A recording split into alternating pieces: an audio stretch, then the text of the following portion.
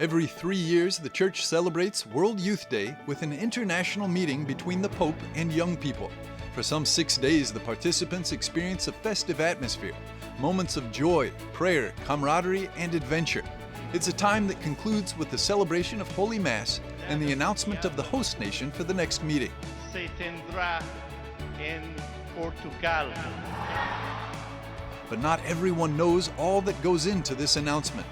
To know better what happens behind the scenes at every international encounter, let's speak with one of its protagonists, the journalist and professor of communications, Santiago de la Cierva, the head of communications of World Youth Day 2011 in Madrid, Spain.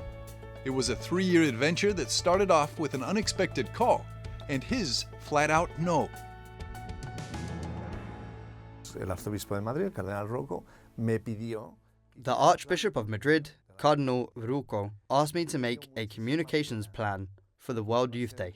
I felt really sorry for whoever was going to be the head of communications. I said to myself, poor man or woman who has to do that. And so I presented a working proposal that really wasn't a communications plan, but what would have to be done.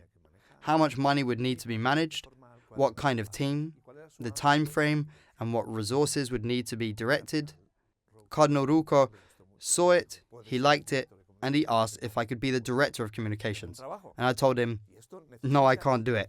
I have a job, and this requires a lot of work. The Cardinal accepted the no in a friendly way, and I believed he had resolved it in another way.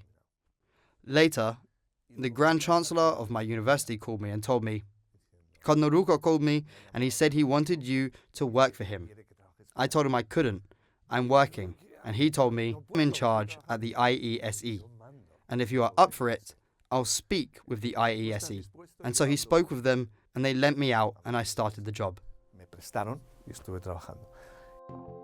For the first 2 years, the Task Force of Communicators for World Youth Day Madrid worked tirelessly. Santiago de la Cierva, known as Iago to friends, guided a communications strategy based mainly on his personal experience as an active participant in the World Youth Days since 1985, and from his work experience as a journalist on the occasion of these encounters.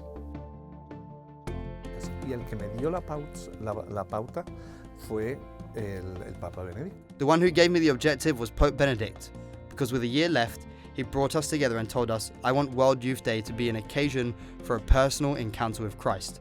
Is that impossible? We bring 2 million people together, and now we have to achieve a personal encounter with each of them. And this revolutionized it.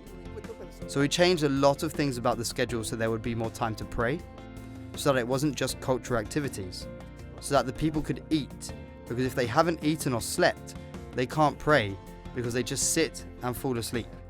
And we also tried to help communications media to understand that what was important.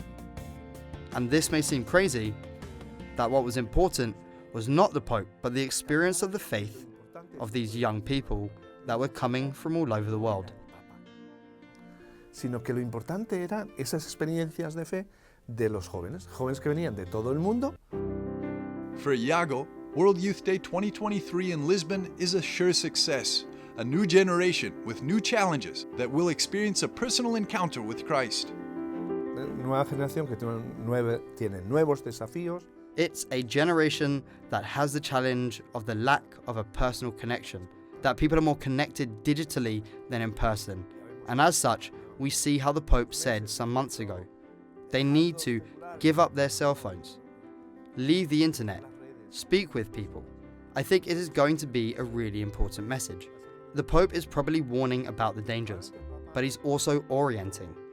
This is important towards the figure of Christ, the centrality of the life of every one of us of Christ.